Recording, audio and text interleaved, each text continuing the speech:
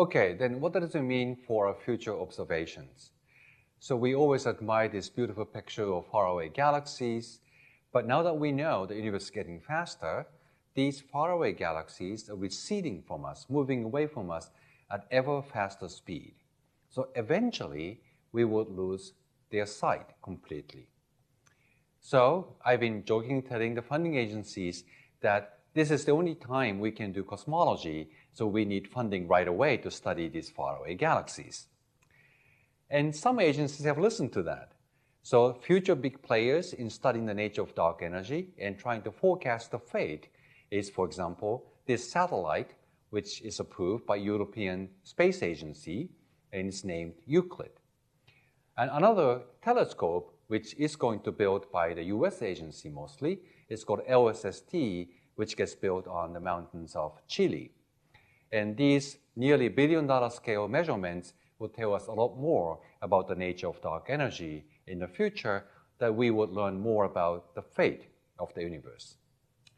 And one of the techniques that these measurements are going to use is the idea called standard ruler. We have looked at this map of temperature in cosmic microwave background, but if you look closely enough, you may notice that sort of the characteristic size of the hot piece or cold piece on the map. So they have a typical size to the variation in temperature, which was the peak in a power spectrum as we looked at together before. And this characteristic scale is also represented in a distribution of galaxies too. And you know exactly what the distance is, because you know the size of the horizon scale and in the acoustic waves in the initial soup of electron and nuclei, and that would translate to roughly 500 million light years across. So by looking at the distribution of galaxies in astronomical observations, you look for a typical scale in the clustering of galaxies, and you can read off 500 million light years from it. So you basically have a ruler already printed on the sky.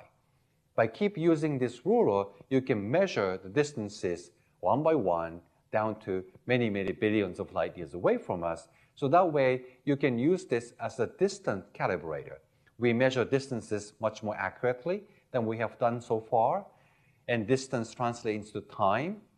And we know the expansion from the Doppler shift of the light, and you get much precise measurement of the expansion history of the universe so that we can forecast the future and try to address the question, will the universe end? And there are many projects trying to do so, and here's one I myself is involved in. So this is the Subaru telescope I mentioned earlier that's sitting atop Mauna Kea, at a volcano, in the big island of Hawaii. This telescope is a very good one for this purpose, because what we would like to do is look at the distribution of many, many galaxies. We are not interested in each one of them, but we are looking at the trend of the entire universe speeding up. How much? How is that distributed? So what we need to do is like asking the question, how quickly is the country aging in its population? What you need to do is clearly a census, not the individual objects. You need to look at many, many things and look at the trend of the universe. And in order to do a census, you need to have a large field of view. If you're looking at individual objects one by one, then that might take thousands of years. But if you can capture 1,000 objects at a given time, then that may give us information in a few years. And indeed, the Subaru telescope has a 1,000 times bigger field of view. It can look at 1,000 times more objects than Hubble telescope at any given time. So this telescope is really suited for this kind of census project. And first, we need to take a bunch of pictures, namely the imaging. And we have built this camera called Hypershoot Prime Cam that is already being tested. It has actually close to 1 billion pixels, weighs 3 tons, so it's probably difficult to carry around. And we would like to observe nearly 1 billion galaxies with this new camera. And also, we need to measure the color very accurately. As we talked about before, we need to measure the amount of Doppler shift, how much the stars and galaxies look redder, and that gives us information about the expansion of the universe. Again, we can't measure a spectrum for individual galaxies at a given time. That will take thousands of years. We need to take spectra of 2,400 galaxies at once. So we are designing now that kind of a multi-object spectrograph we call PFS. And putting this imaging and spectroscopy together, we call this project SUMIRE, Subaru Measurements of Images, that's the imaging, and redshift, that comes out from spectroscopy. So in some sense, this is a cosmic genome project. Just like the genome is a very important information determining evolution of the biological systems and even what kind of disease might show up later in your life. So that's something we don't see, but really decides the future and fate of your body in some way. So cosmic genome actually turns out to be dark matter and dark energy, and they together determines the evolution and the fate of the universe. So in that way, I believe it's fitting to call this a cosmic genome project. And many of our members are involved in this project. And timeline is pretty clear.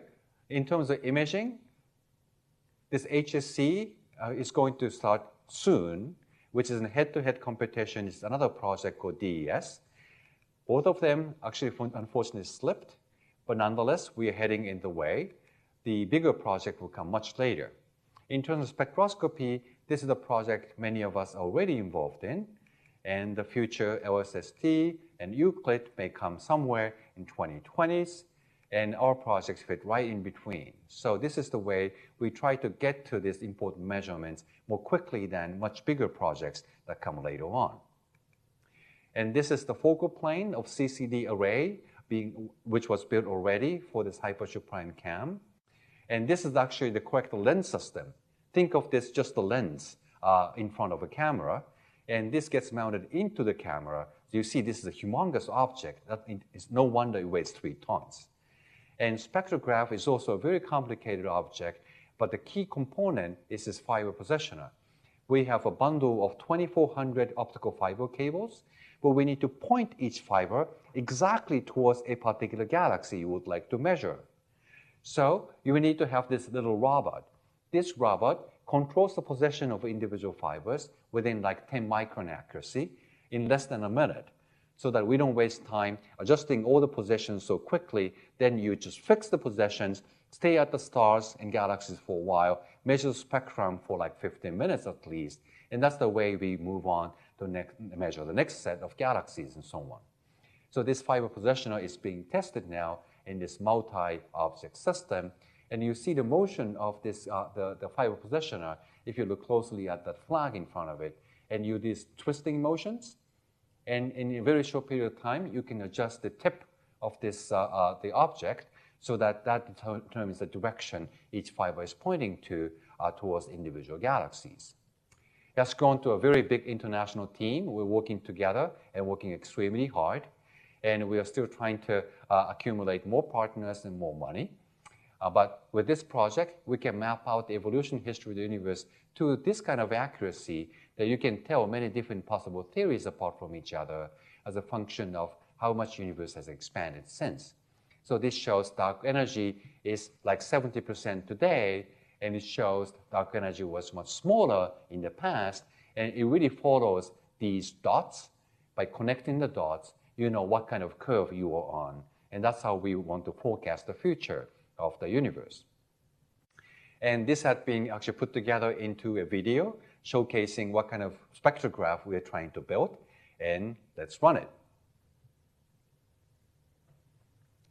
So what we would like to understand is by looking at these faraway galaxies, we need to know how the universe began, about dark matter.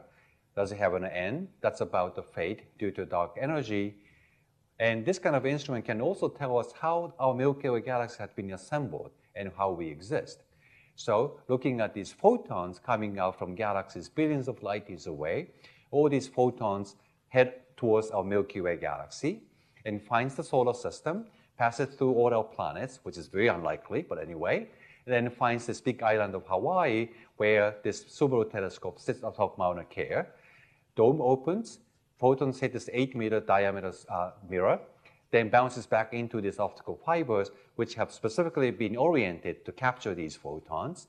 And the photons travel through 50-meter fibers, get split into 3 arms. Each arm gives you blue, red, and infrared data. By gluing them together, we can measure the property of each galaxy, how much universe is expanded, and all this important information we wanted to get. So this way, we hope to unveil the mysteries of the universe, how it began, how it evolved, how we come to exist, and where we're heading to. So this is the kind of observations we can make thanks to tremendous progress in technology, and we will hopefully know much better about the fate of the universe on a 10-year time scale. So this is how this instrument is going to rock. So we finished these 4 lectures by now. Here was the outline, starting from daily life to Big Bang. Then we looked at the origin of chemical elements in atoms, starting from how the nuclei had been formed in stars and how Higgs boson made it possible for electrons to revolve around the atomic nuclei. But then it led to even more puzzles. Dark matter is very important to form galaxies and stars. We don't know what its nature is. Now we talked about how we may be able to make them using accelerators and how we may be able to capture them in underground experiments. And the absence of antimatter may have to do with the nature of neutrinos, and we're looking for possible conversion of matter and antimatter in neutrinos. We're also looking for the subtle difference between the behavior of matter, neutrinos, and antimatter, antineutrinos. Hopefully they will provide some clues. And by putting these together, we can get way back towards the beginning of the universe, which would eventually hit the inflation itself. And that was the subject of today's lecture, talking about inflation. And inflation may be happening again in the form of dark energy that decides the fate of the universe.